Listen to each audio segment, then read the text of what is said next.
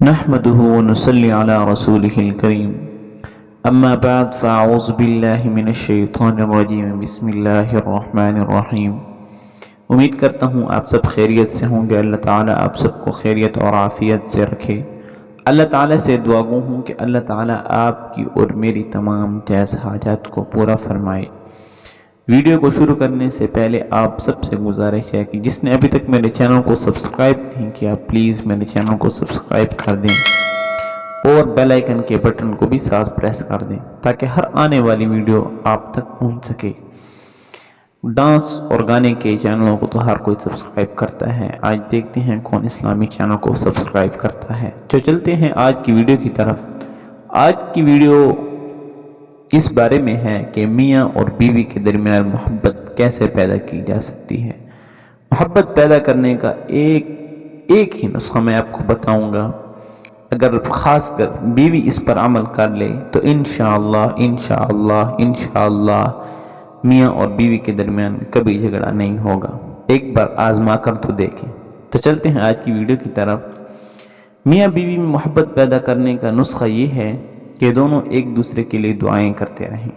انشاءاللہ چند دنوں میں ایک ایسی عجیب محبت پیدا ہو جائے گی کہ جس کا دونوں کے وہم و گمان میں بھی نہیں ہوگا۔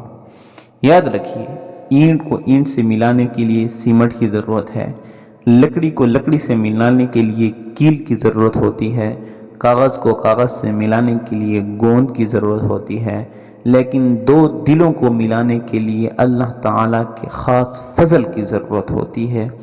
اس لیے ظاہری تدبیر بیوی کی طرف سے جائز کاموں میں شوہر کی پوری اطاعت کرے اور درجہ ذیل الفاظ کہے۔ یعنی اگر کوئی شوہر اپنی بیوی سے کام کروائے اور شوہر اپنی بیوی کو کام کا کہے تو بیوی اس کے جواب میں کہے جی ہاں جی ہاں جی ہاں، یا کہے اچھا اچھا اچھا۔ اگر کسی کام کے بارے میں شوہر اپنی بیوی کو منع فرمائے کہ ایسا کام نہ کرو تو بیوی کہے آئندہ نہیں ہوگا آئندہ نہیں ہوگا، مجھے آپ کہیں گے جیسے آپ کہیں گے ویسا ہی کروں گی، جیسے آپ کہیں گے ویسا ہی کروں گی، معاف فرما دیجئے معاف فرما دیجئے معاف فرما دیجئے، آپ صحیح فرما رہے ہیں آپ صحیح فرما رہے ہیں۔